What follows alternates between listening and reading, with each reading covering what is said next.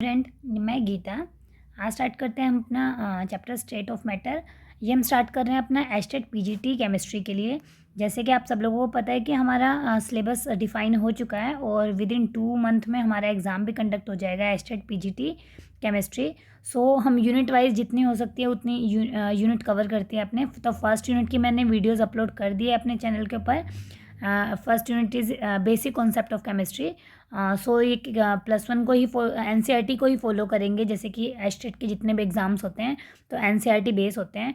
सो हरियाणा वाले एग्ज़ाम जितने भी होते हैं एस्टेट है या एचपीएससी के एग्ज़ाम्स है जो भी कंडक्ट कराता है वह एनसीईआरटी बेस होते हैं। तो हम सेकंड यूनिट स्टार्ट करते हैं। सेकंड यूनिट में हमारा सिलेबस है कि state of matter. State of matter के अंदर उसने लिक्विड, सॉलिड एंड गैसेस तीनों स्टेट के बारे में बताया हुआ है।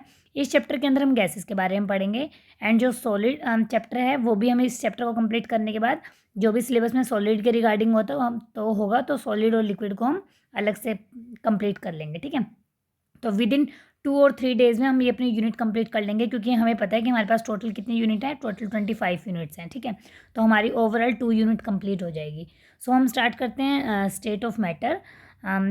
इसके अंदर क्या है बेसिकली, देखो स्टेट ऑफ मैटर, मैटर की कितनी स्टेट्स होती है, solid, liquid and gas. 3 state हम जनरली पढ़ते हैं। ठीक है, और तीनों स्टेट की अपनी अलग अलग प्रॉपर्टीज़ होती है। ठीक है, तीनों स्टेट किस चीज़ के ऊपर डिपेंड करती हैं, तीनों स्टेट कैसे वेरी करती है एक दूसरे से, बहुत सारी अलग अलग प्रॉपर्टी होती है। फर्स्ट होती है उसके अंदर इंटरमोलिकुलर फोर्सेज।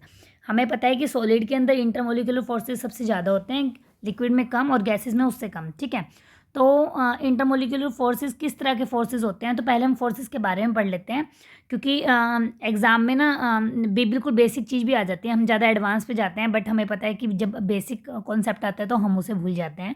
तो हम पहले पढ़ लेते हैं इंटरमोलिकुलर फोर्सेज कितने टाइप के होते हैं। ठीक है, तो जैसे कि बहुत सारे इंटरमोलिकुलर फोर्सेज होते हैं, जैसे आयनिक है, कोविलेंट है, जो केमिकल बॉन्ड्स बनाने में काम आते हैं, है ना। और इसके अंदर हम ये पढ़ेंगे जो वीक फोर्सेज होते हैं, जैसे कि वंडरवॉल फोर्सेज हैं, डिस्पर्जन फोर्सेज है या लंदन फोर्सेज हैं। ठीक है, तो ये हम फर्स्ट है इसके अंदर लंदन फोर्सेज और डिस्पर्जन फोर्सेज। ये कौन से फोर्स होते हैं, ये होते हैं टेम्परेरी फोर्स होते हैं। जैसे कि हमें पता है कि कोई भी एटम है या नॉन पोलर मॉलिक्यूल है, वो क्या है, ये न्यूट्रल हमें दिखाई देते हैं ना, लेकिन उसके अंदर चार्ज तो होता है। चार्ज क्या होता है, वो सिमेट्रिकल डिस्ट्रीब्यूट होता है, इसलिए हमें वो न्यूट्रल शो होता है। तो जैसे कि एटम ए और एटम बी है, ये सिमेट्रिकल डिस्ट्रीब्यूशन चार्ज है इसके अंदर, इसलिए ये हमें न्यूट्रल शो हो रहा है। ठीक है, तो इसमें कोई इंट्रैक्शन नहीं है। बट एक टाइम पे क्या होगा कि जैसे एटम ए है, किसी इंस्टेंट पे, मतलब अगर दोनों चार्ज मॉलिक्यूल को हम एक दूसरे के पास रख देते हैं, तो जो एटम ए के इलेक्ट्रॉन्स हैं वो थोड़े से राइट, ये इसमें दिखा रखा है पॉजिटिव चार्ज, मतलब यहाँ पे पॉजिटिव बचा है और इधर की तरफ इलेक्ट्रॉन शिफ्ट हो गया है। मतलब एक एक केस पे, एक एट इंस्टेंट ऑफ टाइम के ऊपर जो एटम ए के इलेक्ट्रॉन है वो थोड़ा राइट शिफ्ट हो जाएंगे। अब ये राइट शिफ्ट हो गए हैं, मतलब इसके अंदर डाइपोल इंड्यूस हो गया है, तो ये जो इलेक्ट्रॉन है वो एटम बी को के पॉजिटिव चार्ज को अपनी तरफ अट्रैक्ट करेगा। ठीक है, तो बी एटम का जो पॉजिटिव चार्ज है वो इस तरफ आ जाएगा और जो इलेक्ट्रॉन है वो रिमूव कर जाएंगे। तो मतलब इन दोनों एटम के अंदर जो कि इलेक्ट्रिकली न्यूट्रल थे, कुछ मतलब फोर्स इंड्यूस हो गया है, दोनों चार्ज हो गए हैं, मतलब इसके इलेक्ट्रॉन क्लाउड ने उसके पॉजिटिव चार्ज को अपनी तरफ अट्रैक्ट कर लिया है। ठीक है, तो ये टेम्परेरी फोर्स है, थोड़े टाइम के लिए होता है, तो इसको हम बोलते हैं, जो साइंटिस्ट ने मतलब इसके बारे में रिसर्च की थी, इसको हम बोलते हैं, जैसे कि इस केस में ये हो सकता है बी है और ए है, इसमें बी के इलेक्ट्रॉन ए के पॉजिटिव चार्ज को अट्रैक्ट कर रहे हैं। ठीक है, तो कोई भी कोर्स वो केस हो सकता है। ठीक है, सो जो साइंटिस्ट ने डिस्कवर किया था तो उसको बोला था इसको लंदन फोर्स और डिस्पर्जन फोर्स, मतलब बहुत वीक फोर्स होते हैं और ये डिपेंड करते हैं 1/r⁴ के ऊपर। ठीक है, ये रेडियस, तो इसमें एग्जाम में ना सिर्फ इसका रेडियस का रिलेशन ही पूछा जाता है कि डिस्पर्जन फोर्सेज है और लंदन फोर्सेज है वो कितनी रेडियस के ऊपर, मतलब रेडियस का फॉर्मूला क्या है या कितनी पावर के ऊपर डिपेंड करते हैं। तो ये बहुत वीक है, तो जितना ज़्यादा डिस्टेंस होगा उतना ही कम फोर्स होगा, है ना, जितने क्लोज होंगे उतना ज़्यादा फोर्स होगा। तो ये r⁴ के ऊपर डिपेंड करता है। ठीक है, सेकंड है हमारे पास डाइपोल फोर्स। डाइपोल का फोर्स का मतलब क्या है कि कोई हमने डाइपोल ले लिया, डाइपोल मतलब जिसके दो पोल है, मतलब एक पॉजिटिव और नेगेटिव। ठीक है, ये हो गया डाइपोल हमारे पास। तो हमने कोई डाइपोल ले लिया, उसको किसी दूसरे डाइपोल के साथ रख दिया, तो इसकी HCl हमारे पास कोई डाइपोल है, हमें पता है कि क्लोरीन के ऊपर नेगेटिव चार्ज होता है, हाइड्रोजन के ऊपर पॉजिटिव। तो जो क्लोरीन का नेगेटिव चार्ज क्लाउड है वो दूसरे मॉलिक्यूल के हाइड्रोजन के पॉजिटिव को अपनी तरफ अट्रैक्ट करता है। ठीक है, तो इसको हम बोलते हैं दो डाइपोल, मतलब डाइपोल फोर्स। तो ये डिपेंड करता है 1/r⁴ के ऊपर। ठीक है, ये डाइपोल फोर्स 1/r⁴। ठीक है, नेक्स्ट है हमारे पास डाइपोल इंड्यूस डाइपोल फोर्स।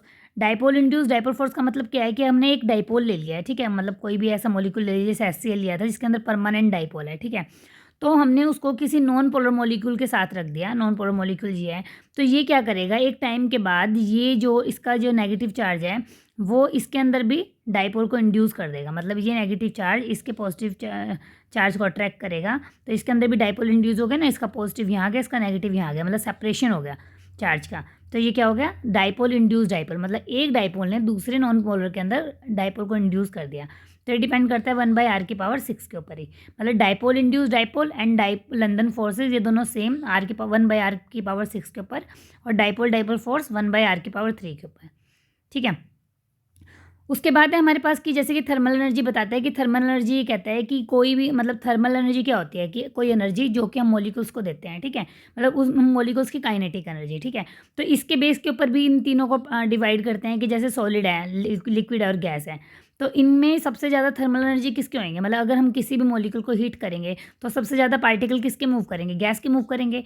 क्यों मूव करेंगे, क्योंकि गैस के जो पार्टिकल होते हैं वो मतलब एक दूसरे से बहुत ज़्यादा डिस्टेंस पे, सेपरेटेड डिस्टेंस पे होते हैं, सो उनके पास मूव करने के लिए डिस्टेंस बहुत ज़्यादा होता है, तो वो इधर उधर मूव करते हैं एनर्जी गेन करके। लेकिन सॉलिड मॉलिक्यूल होते हैं क्लोजली पैक्ड होते हैं, तो उनको जब हम टेम्परेचर देते हैं तो वो स्लो मूव करते हैं, ठीक है। तो सबसे ज़्यादा थर्मल एनर्जी गैस के, फिर लिक्विड के, फिर सॉलिड के। और इंटरमोलिकुलर फोर्सेस की बात करते हैं तो ये इसके अपोजिट हो जाएगा, सबसे ज़्यादा इंटरमोलिकुलर फोर्सेस सॉलिड में, फिर लिक्विड में, फिर गैस में, ठीक। अब हम करते हैं कि इस चैप्टर के अंदर हम गैस मॉलिक्यूल की बात कर रहे थे, तो हम गैशियस स्टेट पढ़ते हैं।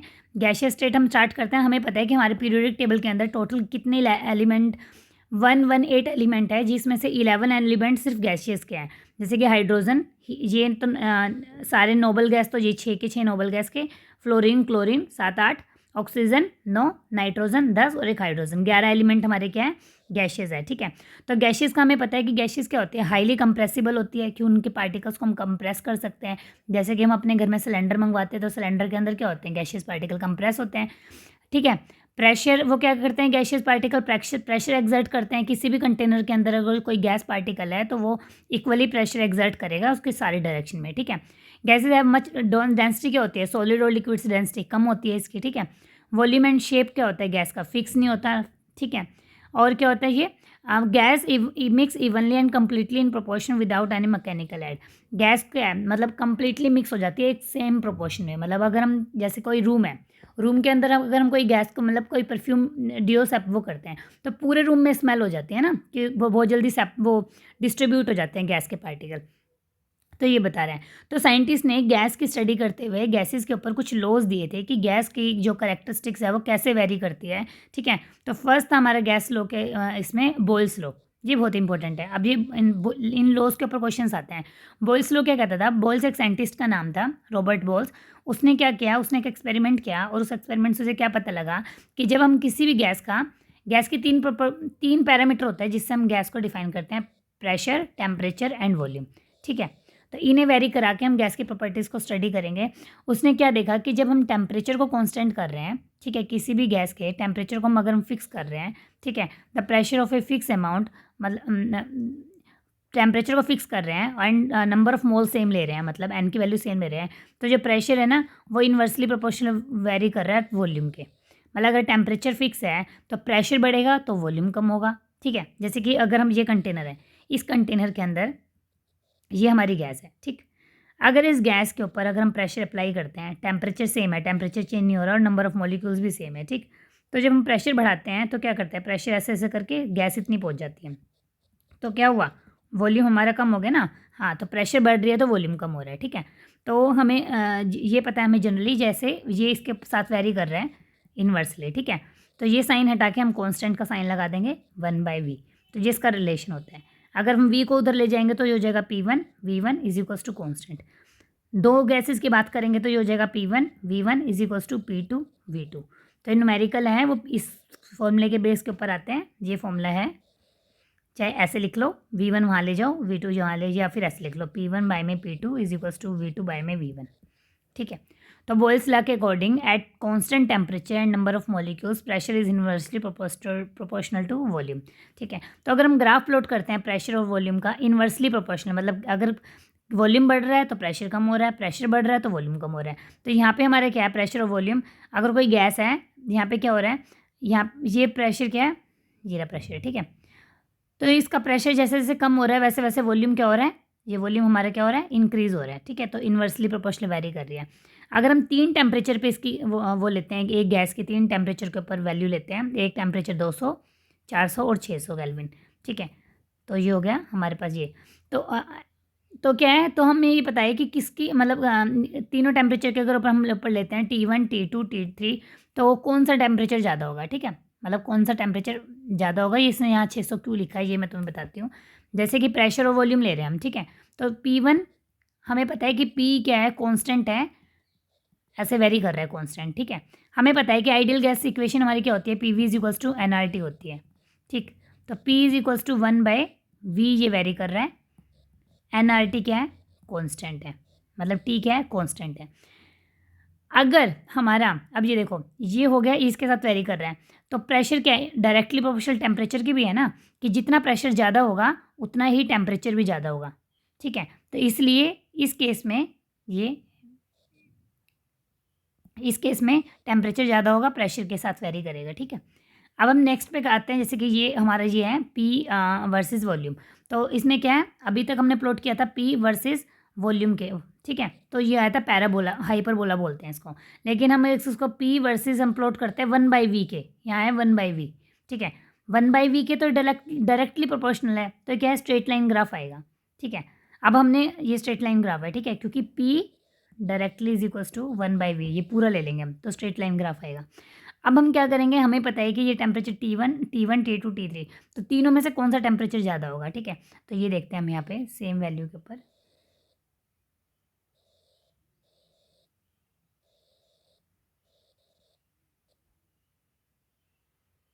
ठीक है। तो जिस केस में प्रेशर ज़्यादा है उस केस में टेम्परेचर ज़्यादा है, मैंने बताया था ना। तो इस केस में प्रेशर कम है, P1 P2 P3, तो प्रेशर ज़्यादा तो टेम्परेचर ज़्यादा। तो ये हो जाएगा T3 सबसे ज़्यादा होगा, दे रखा है क्या इसमें, हाँ ये रहा, T3 greater than T2 greater than T1, ठीक है। तो ये है, इसको हम आइसोथर्म भी बोलते हैं। आइसोथर्म क्यों बोलते हैं, क्योंकि थर्म मतलब आइसोथर्म मतलब कॉन्स्टेंट टेम्परेचर, ठीक। तो ये हो गया हमारा, जिसको बोलते हैं हम बॉयल्स लॉ। अच्छा नेक्स्ट पढ़ते हैं हम, ये एक न्यूमेरिकल दे रखा है बॉयल्स लॉ के ऊपर, P1 V1 is equals to P2 V2 करके, है ना। तो हमें 3 चीज़ गिवन होगी, एक हमें निकालनी होगी, तो वो हम निकाल लेंगे। नेक्स्ट पढ़ते हैं हम चार्ल्स लॉ। चार्ल्स लॉ क्या कहता है कि एट कॉन्स्टेंट प्रेशर, उस केस में हमने टेम्परेचर कॉन्स्टेंट लिया था, इसमें हमने प्रेशर कॉन्स्टेंट ले लिया। At constant pressure volume is directly proportional to temperature. Volume किसके साथ वेरी करेगा, टेम्परेचर के साथ वेरी करेगा। ये रहा V is directly proportional to T। अगर ये साइन हटाएंगे तो ये हो जाएगा KT। अगर 2 गैस लेंगे तो ये हो जाएगा V1 is equals to K T1, ठीक है। तो T1 इधर ले आएंगे, V1 बाय में T1 is equals to K। Second gas लेंगे तो is equals to V2 bye में T2। तो ये रिलेशन ही इसने यहाँ दे रखा है, ठीक है। जैसे एक साइंटिस्ट है चार्ल्स करके, उसने क्या किया, उसने अब एक एक्सपेरिमेंट किया, उसमें उसने क्या किया, independently to improve upon hot air balloon technology their investigation show that for a fix mass of a gas at constant pressure volume of a gas increase on increasing temperature. उसने क्या feel किया कि जैसे जैसे हम volume बढ़ा रहे हैं वैसे वैसे क्या हो रहा है, जैसे जैसे हम वॉल्यूम ऑफ ए गैस बढ़ा रहे हैं वैसे वैसे उसका टेम्परेचर भी बढ़ रहा है, ठीक है। और जब हम वॉल्यूम को कम कर रहे हैं, टेम्परेचर को कम कर रहे हैं, कूलिंग के साथ क्या हो रहा है, वॉल्यूम डिक्रीज हो रहा है हमारा, ठीक है। सो वो उसके साथ डायरेक्टली प्रोपोर्शनल वेरी करता है। तो इसने ये फॉर्मूला दिया eight constant pressure and number of moles के ऊपर, ठीक है। तो अगर हम ग्राफ प्लॉट करेंगे V और T का, V तो डायरेक्टली है T के, तो स्ट्रेट लाइन ग्राफ आएगा, ठीक है। तो ये स्ट्रेट लाइन, अगर प्रेशर ये वेरी कर रखा है हमने, तो कौन सा प्रेशर ज़्यादा होगा ये हमें कैसे पता चलेगा, यहाँ से देखते हैं। हमें पता है PV is equals to NRT है, ठीक है। V is equals to NR/PT, ये सब कांस्टेंट है, ये इसके डायरेक्टली प्रोपोर्शनल को वेरी कर रहा है, ठीक है। तो क्या है, हम इसको हटा देते हैं, 1/PT V डायरेक्टली, ठीक है। तो क्या है, अगर हमारा प्रेशर बढ़ेगा तो ये पूरी वैल्यू क्या होगी, कम होगी, कम होगी ना पूरी वैल्यू, पूरी वैल्यू कम होगी तो हमारी क्या कम होगा, यहाँ से देखते हैं, ग्राफ से देखते हैं। अगर हम यहाँ से वेरी करते हैं, ये वॉल्यूम, ये टेम्परेचर, ये वॉल्यूम, ये टेम्परेचर, ये वॉल्यूम, ये टेम्परेचर, ये वॉल्यूम, ये टेम्परेचर, ठीक है। अब ये देखते हैं, अगर हमारा P कम है तो पूरी वैल्यू बढ़ रही है, पूरी वैल्यू बढ़ रही है तो हमारा टेम्परेचर भी क्या हो रहा है, बढ़ रहा है, ठीक है। तो इट मीन्स क्या है, लोअर P के ऊपर,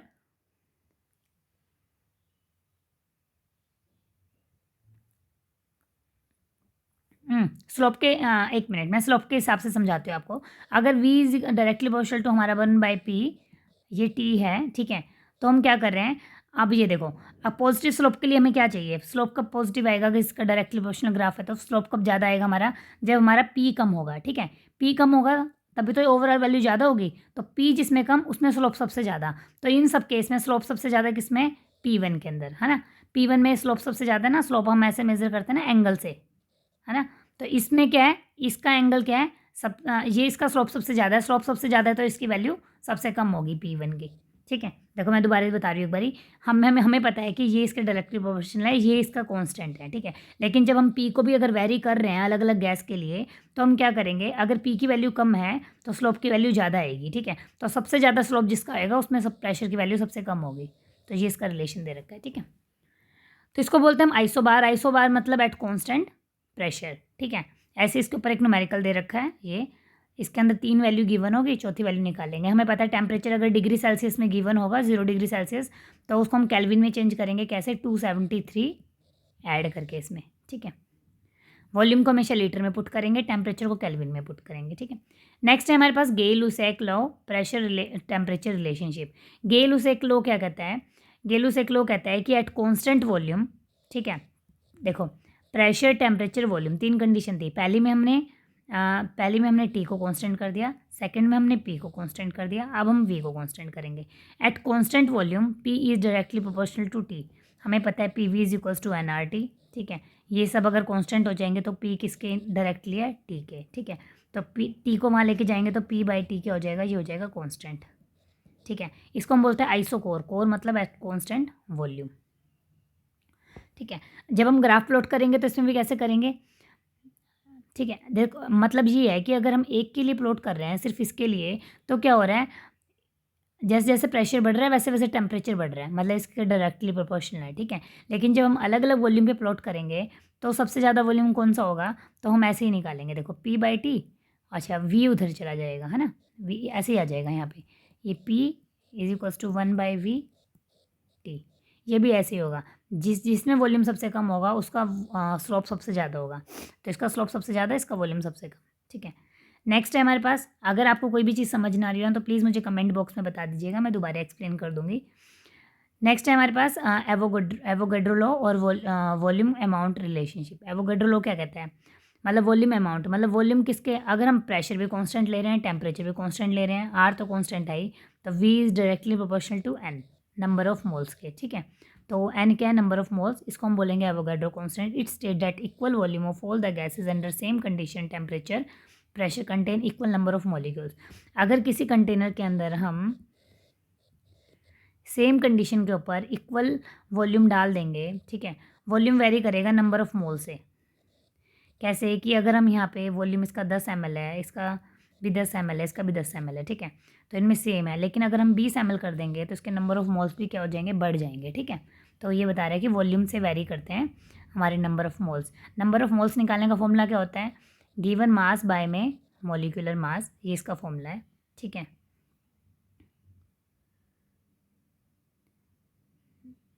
नेक्स्ट हम आते हैं अपने अच्छा ठीक है, ये लॉस तो हमने सारे पढ़ लिए। एक बार हम, यहाँ हो गया ना कंप्लीट, हाँ एक बार हम लॉस को दोबारा से रिवाइज कर लेते हैं। कहाँ है, यहाँ से। फर्स्ट था बॉयल्स लॉ। बॉयल्स लॉ क्या कहते हैं, प्रेशर वॉल्यूम रिलेशनशिप। सबसे पहले टेम्परेचर को हटा दो, ठीक है, तो प्रेशर वॉल्यूम रिलेशनशिप डायरेक्ट सबसे पहले P V is equals to N R T लिख के देख लो, ठीक है, इसके अकॉर्डिंग रिलेशनशिप लगा देना। टेम्परेचर को हटा दो, वी इधर ले जाएंगे तो इन्वर्सली इसका रिलेशन है।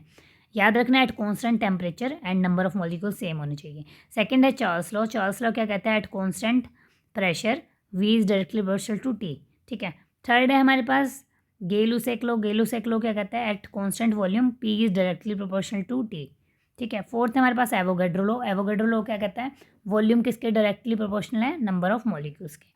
अब हम पढ़ते हैं हमारी ideal gas equation. Ideal gas equation क्या होती है, अगर हम सब लॉज को कंबाइन करते हैं। एक्चुअली आइडियल गैस इक्वेशन अब बाद में आई थी, लॉज पहले आए थे, लेकिन मैंने समझाने के पॉइंट ऑफ व्यू से पहले वो लिख दी थी।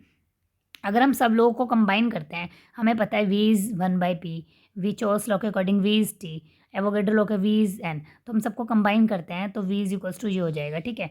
ये हटा के हम आर लगा देते हैं तो ये हो जाएगा P V is equals to N R T. Sorry. R को बोलते हैं हम यूनिवर्सल गैस कांस्टेंट, है ना। इक्वेशन को बोलते हैं हम आइडियल गैस इक्वेशन। इसकी वैल्यू हम कैसे निकालेंगे, हमें पता है कि ये सब स्टैंडर्ड कंडीशन पे होता है। टी टेम्परेचर क्या होएगा 273 केल्विन, ठीक है।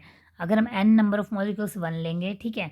अच्छा, वॉल्यूम क्या है, एस टी पी वो वॉल्यूम क्या होता है 22.4 या 22.7 हम कंसिडर करेंगे। और 1 ATM किसके इक्वल होता है 10⁵ पास्कल, जो एटमॉस्फेरिक प्रेशर होता है। तो हम कंसिडर करेंगे तो हमारे पास इसकी आर की वैल्यू आएगी 8.314, ठीक है। तो ये हमारे पास आर की वैल्यू है यहाँ से। कंबाइंड गैस लॉ भी बोलते हैं आइडियल गैस इक्वेशन को, ठीक। अब ये देखो, इस क्वेश्चन से हमें देखते हैं, at 25 degree Celsius 370 mm of Hg pressure occupy इतना volume, what will be the pressure at a height where temperature अगर इसका इतना हो जाएगा और वॉल्यूम इतना हो जाएगा, ठीक है। तो क्या होगा, तो देखो आर क्या है, गैसियस कांस्टेंट है, नंबर ऑफ मोल्स भी कांस्टेंट है, तो हमें पता है P V is equals to NRT। अगर ये दोनों कांस्टेंट है तो टी इधर ले जाओ, तो P1 V1 बाय में T1, अगर दूसरी गैस है तो P2 V2 बाय में T2, ठीक है। बस फॉर्मूला लगा दो और निकाल लो। डेंसिटी एंड मोलर मास कैसे कंबाइन करेंगे हम, हमें पता है P V is equals to क्या है NRT, ठीक है। अगर हम यहाँ पे PRT इधर ले आएंगे, एन के बाय में वी ले जाएंगे, तो इसको हम क्या बोलेंगे, एन क्या है हमारे पास number of moles, number of moles क्या होएगा गिवन मास बाय में मोलर मास, ये हम पुट कर लेंगे, ठीक है। तो ये हमारे पास इतना आ गया। तो एम बाई वी क्या हो जाता है, ये डेंसिटी, ठीक है। तो हम यहाँ पे डी पुट कर लेंगे, डेंसिटी बाय में M is equals to P by में आर टी, ठीक है। तो D is equals to M उधर ले जाएंगे तो पी एम बाय में आर टी, तो ये हमारे पास क्या है डेंसिटी, ठीक है। तो ये फॉर्मूला हमारे पास डेंसिटी का हो जाता है, ठीक। तो ये हो गया हमारे पास एक सिंपल। नेक्स्ट है हमारे पास Dalton law of partial pressure. Dalton law of partial pressure क्या कहता है कि the law was formulated by John Dalton ने कहा था the total pressure of a exerted by the mixture of non, देखो पहली कंडीशन क्या है, नॉन रिएक्टिव गैसेज होनी चाहिए, गैसेज रिएक्ट नहीं होनी चाहिए, ठीक है। तो किसी भी कंटेनर के अंदर जितनी भी गैसेज होंगी, जैसे कि 3 गैसेज है H2, ठीक है, O2 N2, अगर ये 3 गैसेज हैं तो इनका जो टोटल प्रेशर होगा ना वो क्या होगा, सबके पार्शियल प्रेशर के इक्वल होगा। That total pressure is equals to P1 plus P2 plus P3, जितनी भी गैसेज होगी इसके इक्वल होगा, ठीक है। तो ये हो गया हमारे पास। तो PT is a total pressure, ये इसने सिंपल ये दे रखा है, ठीक है। जैसे कि सिंपल बता दिया, अगर हमारे पास पार्शियल प्रेशर किसी एक गैस का इतना है, दूसरी गैस का इतना है, ठीक है, तीसरी गैस का इतना है, तो टोटल प्रेशर क्या होगा, तीनों को पुट कर देंगे तो नंबर ऑफ मॉलिक्यूल्स अलग अलग ऐड हो जाएंगे और ये हमारे पास कांस्टेंट है तो ये कॉमन आ जाएगा, ठीक है। तो on dividing P1 by P total, अगर हम P1 को किसी एक भी P1 को P टोटल से डिवाइड कर देंगे तो ये हमारे पास फॉर्मूला आ जाता है, ठीक है। तो सब कैंसिल आउट करके ये x बाय में n बाय में ये, तो N1 बाय में ये क्या होगा टोटल नंबर ऑफ मॉलिक्यूल्स, तो ये हो जाएगा XI। तो हमें पता है ये फॉर्मूला डिराइव इसने कैसे किया है कि कोई भी पार्शियल प्रेशर क्या होगा XI number of moles fraction और P टोटल, किसी भी गैस का ये होगा। पार्शियल प्रेशर कैसे निकालेंगे, XI P टोटल से, ठीक है। ये इसके ऊपर एक न्यूमेरिकल है, ये न्यूमेरिकल देख लेना, बाकी का हम नेक्स्ट क्लास में करेंगे। नेक्स्ट क्लास में हमारा ये चैप्टर कंप्लीट हो जाएगा, ठीक है। फिर हम सॉलिड स्टेट स्टार्ट करेंगे और हम अपनी सेकंड यूनिट कंप्लीट कर लेंगे। Okay, thank you. अगर वीडियो पसंद आए तो लाइक कीजिएगा।